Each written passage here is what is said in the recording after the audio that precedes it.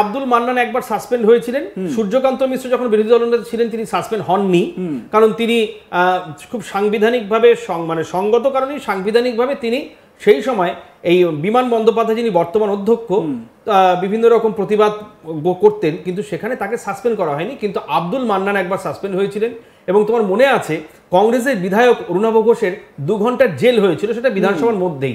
আর শুভেন্দু অধিকারী সপারিষদ শঙ্কর ঘোষ অনেকেই ছিল সেখানে, তাদেরকে নিয়ে কিন্তু শুভেন্দু অধিকারী বা মনোজ ওরাও সাসপেন্ড করা হয়েছিল এবং বহিষ্কার করা হয়েছিল। বিধানসভার চলতি অধিবেশনে তারা আসতে পারবে না বলে স্পিকার রুলিং দিয়েছিলেন।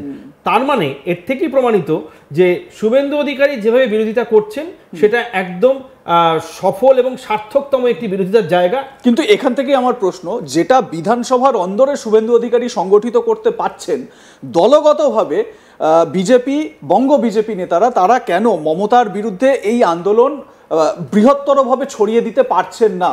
এত হাতের সামনে ইস্যু, এত বড় বড় ঘটনা, এবং যে ঘটনাগুলো বাস্তব, এরকম নয় যে কোনো রকম ভাবে কল্পনা করে মিথ্যাচার করে চাপিয়ে দেওয়া হচ্ছে। তুমি যেরকম খুব যুক্তিসঙ্গতভাবে 26 দিন অনশনের কথা বললে, সিঙ্গুরে আন্দোলনের সময়কার কথা তুমি বললে, সেই সময় মমতা বন্দ্যোপাধ্যায় তো জানতেন যে এই যে শিল্প বিরোধী একটা মনোভাব তার বিরুদ্ধে চলে আসবে, মমতা বন্দ্যোপাধ্যায় শিল্প বিরোধী, এই তকমা তার লেগে যাবে। কিন্তু তারপরেও তিনি আন্দোলনে নামলেন, অনশনে নামলেন। টাটা গোষ্ঠী তারা বাধ্য হলো রাজ্য ছেড়ে চলে যেতে। সেটা গুজরাটের তৎকালীন মুখ্যমন্ত্রী নরেন্দ্র মোদী সেটাকে একেবারে লুফে নিলেন। গুজরাট একেবারে সুজলা সুফলা হয়ে উঠলো ইন্ডাস্ট্রির দিক থেকে। কিন্তু আমার প্রশ্ন হচ্ছে যে এই ইস্যুগুলো এই মুহূর্তে যেগুলো বিজেপির কাছে আছে সেগুলো সব বাস্তব, রিয়েল টাইমে হচ্ছে। নারী সুরক্ষা থেকে একাধিক বিষয়, সাংসদদের ওপর আক্রমণ, বিধায়কদের উপর আক্রমণ, তা সত্ত্বেও বিজেপি একেবারে নিষ্ফলা, মানে বিজেপির হাতে শুধু শূন্যই থাকছে আন্দোলনের ক্ষেত্রে। তার মূল কারণ হচ্ছে যে তুমি বললে গুজরাটের সানন্দে যে গেছিল গাড়ি কারখানা পশ্চিমবঙ্গ ছেড়ে, তারা কিন্তু সানন্দেও সফল হয়নি।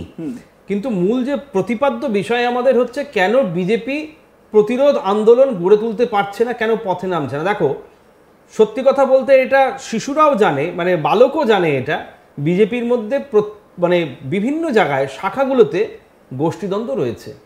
এই গোষ্ঠীদ্বন্দ্ব যতদিন না মিটবে ততদিন কিন্তু বিজেপি কোনো রকমভাবেই বিরোধী দল হিসেবে তারা প্রতিষ্ঠিত এই রাজ্যে, কিন্তু তাদের যে আন্দোলন প্রতিরোধ, মমতা বন্দ্যোপাধ্যায়ের বিরুদ্ধে একদম কঠোরতম প্রতিরোধ প্রতিবাদ, সেটা কিন্তু তারা করে তুলতে পারবে না যতদিন না বিজেপির অভ্যন্তরের কোন্দল মিটছে। দেখো, বামেদের মধ্যে কি কোন্দল ছিল না? অবশ্যই ছিল। দেখো, তুমি ভেবে দেখো, সেই সময় বেঙ্গল লাইন, তার মধ্যে 3টে লাইন ছিল, বর্ধমান লাইন, তার মধ্যে উত্তরবঙ্গ লাইন ছিল। এই যে বর্ধমান লাইন, উত্তরবঙ্গ লাইন, এগুলোও কিন্তু একটা দ্বন্দ্ব ছিল, একটা মানে প্রভেদ করা হতো সিপিএম এর মধ্যে, বামেদের মধ্যে। শরিক দল চাইতো মন্ত্রী হতে, সিপিএম সবার ওপরে ছিল, তারা দাদাগিরি ফলাতো আমেরিকার মতো, তারা বলতো না আমাদের মন্ত্রী হবে। রুগ্ন দপ্তরগুলো দেওয়া হতো শরিক দলগুলোকে, সিপিআই আরএসপি ফরওয়ার্ড ব্লককে দেওয়া হতো কারা দপ্তর, জলসম্পদ, সেচ, নিজেরা রাখতো কিন্তু একদম ক্রিম দপ্তরগুলো, শিক্ষা দপ্তর, স্বাস্থ্য দপ্তর, অর্থ দপ্তর, এগুলো তারা রাখতো। সেখানেও একটা গোষ্ঠীকন্দল ছিল। কিন্তু এখন যেটা হয়ে গেছে, মুখোশটা খুলে পড়েছে, বিভিন্ন রাজনৈতিক দলের এত বেশি গোষ্ঠীদ্বন্দ্ব, এই গোষ্ঠীদ্বন্দ্বের জন্যেই কিন্তু আজকে বিজেপি, শুভেন্দু অধিকারীর আন্তরিক চেষ্টা থাকলেও তিনি করে উঠতে হয়তো পারছেন না পারিপার্শ্বিকভাবে, যদিও তিনি সেটা বলবেন না, কারণ দলীয় শৃঙ্খলা মেনে কোনো কর্মী কখনো দলের বিরুদ্ধে প্রকাশ্যে মুখ খোলে না। শুভেন্দু অধিকারীও যথার্থভাবেই সেটাকে পালন করছেন, তিনি কিন্তু প্রকাশ্যে কিছু বলছেন না। কিন্তু তিনি, আমি জানি ব্যক্তিগতভাবে শুভেন্দু অধিকারী 100% বিভিন্ন সরকারের বিভিন্ন রকমের যে কর্মসূচি, কর্মকাণ্ড, তার বিরুদ্ধে তিনি প্রতিবাদ জানান। এবং এটাও বলা দরকার, তিনি কিন্তু অনেক ক্ষেত্রে নিজে এগিয়ে গিয়ে বিপদের মধ্যে থেকেও তিনি কিন্তু প্রতিবাদ জানান, রাজ্যের মানুষের হিতাকাঙ্ক্ষী সেই হিসেবে তিনি প্রতিবাদগুলো জানান।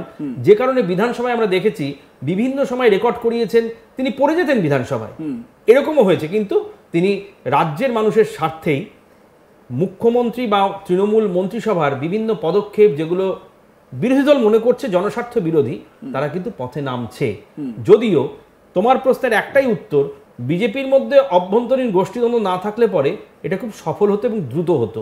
গোষ্ঠীদ্বন্দ্বের জন্যেই মমতা বন্দ্যোপাধ্যায় 2026-এও হয়তো ক্ষমতায় আসতে এবং চলেছে। একের পর এক মাস্টার স্ট্রোক। এই যে খগেন মুর্মু তিনি আহত হলেন, রক্তাক্ত হলেন, হাসপাতালে ভর্তি, কেউ কিচ্ছু জানতেন না, হঠাৎ মমতা বন্দ্যোপাধ্যায় চলে গেলেন হাসপাতালে। আমরা জানতাম শুভেন্দু অধিকারী যাচ্ছেন, কিরিন রিজিজু দেখা করবেন, রাজু বিস্তা দেখা করেছেন, তারা দেখা করেছেন, কিন্তু মমতা বন্দ্যোপাধ্যায় খগেন মুর্মুর সঙ্গে গিয়ে দেখা করবেন, এটা একটা মাস্টার স্ট্রোক। সেই ছবিও আপনারা আজ তাক বাংলায় দেখেছেন এবং এই মুহূর্তে সেই ছবিও আপনাদের দেখাচ্ছি। এই যে মমতা বন্দ্যোপাধ্যায় গিয়ে খোঁজ খবর নিচ্ছেন, তার ডায়াবেটিক রয়েছে কিনা, তিনি ডায়াবেটিক কিনা সেই খোঁজ খবর নিচ্ছেন, এবং বেরিয়ে আসার পর মমতা বন্দ্যোপাধ্যায় তিনি বলছেন যে তার কানের পেছনে একটা আঘাত লেগেছে। তারপর সেই সঙ্গে মমতা বন্দ্যোপাধ্যায় জুড়ে দিচ্ছেন 21 সালে তাকে কিভাবে মারা হয়েছিল সেই কথা তিনি অভিযোগ করছেন, 21 সালে তার উপর আক্রমণ হয়েছিল সেই বিষয়টা জুড়ে দিচ্ছেন। মানে পাবলিকের সেন্টিমেন্টটা আবার ওই 21 সালে যে মমতা বন্দ্যোপাধ্যায় হুইল চেয়ারে করে ঘুরছিলেন প্লাস্টার নিয়ে পায়ে, সেই ছবি কিন্তু মনে করিয়ে দিয়েছেন।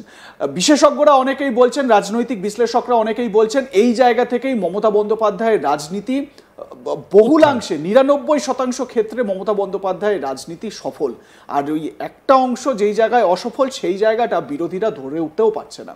আমরা এবারে পরের আলোচনায় আসব, কারণ নিন্দুকরা কৌশিকদা এটাও বলছেন যে মোদি মমতা বা কেন্দ্রের সঙ্গে, মানে কেন্দ্রের একেবারে শীর্ষ বিজেপি নেতা নেত্রীদের সঙ্গে মমতা বন্দ্যোপাধ্যায়ের ব্যাপক সেটিং রয়েছে, তৃণমূল কংগ্রেসের ব্যাপক সেটিং রয়েছে, সেই জন্যই এই রাজ্যে এত ইস্যু থাকার পরেও সেগুলোকে বিজেপি ধরতে পারছে না বা সেইভাবে কিছু গড়ে তুলতে পারছে না।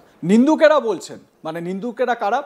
বাম কংগ্রেস নেতৃত্ব, তারা বলছেন যে মমতা বন্দ্যোপাধ্যায়ের সঙ্গে বা কেন্দ্রের বিজেপির সঙ্গে এখানে তৃণমূল কংগ্রেসের বড় একটা সেটিং রয়েছে, একটা ভালো দুর্দান্ত বোঝাপড়া রয়েছে, যেই বোঝাপড়ার কারণে বিজেপি যতই এখানে প্রতিবাদ গড়ে তুলুক না কেন, কোথাও না কোথাও মানে এটা লোক দেখানো। সিপিএমের রাজ্য সম্পাদক মোহাম্মদ সেলিম তিনি কিন্তু যে প্রেস কনফারেন্সগুলো করেন, আপনারা যদি একটু শুনে দেখেন, বা বহরমপুরে বসে অধীর চৌধুরী যে প্রেস কনফারেন্সগুলো করেন, সেই প্রেস কনফারেন্সেও তারা কিন্তু এক সুরে কথা বলেন। মানে মমতার সঙ্গে মোদির সেটিং, বিজেপির সঙ্গে তৃণমূল কংগ্রেসের সেটিং, তৃণমূলের জন্যই বিজেপির শক্তি বৃদ্ধি হয়েছে বাংলায়। তৃণমূল মানে ভীষণ রকমভাবে চাইবে যাতে বিজেপির বিরোধী পরিসরে বিজেপির আরও উত্তর বৃদ্ধি হয়, বাম কংগ্রেস যাতে একেবারে মানে সাইনবোর্ডে পরিণত হয়, যেটা অনেকেই বলছেন যে এই মুহূর্তে সেই সাইনবোর্ডে পরিণত হয়ে গিয়েছে। কিন্তু প্রশ্ন হচ্ছে যে এই যে সেটিং তত্ত্ব, এই সেটিং তত্ত্ব কি এইখানে বঙ্গ বিজেপির যারা নেতারা রয়েছেন, শুভেন্দু অধিকারী থেকে শুরু করে সুকান্ত মজুমদার, তারা কি বুঝতে পারছেন না, বা তারা কি, তাদের মাথায় কি এই বিষয়টা ভাবনা চিন্তা হচ্ছে না? আমি ঠিক এই জায়গাটা থেকে একটু আলোচনা করার চেষ্টা করব।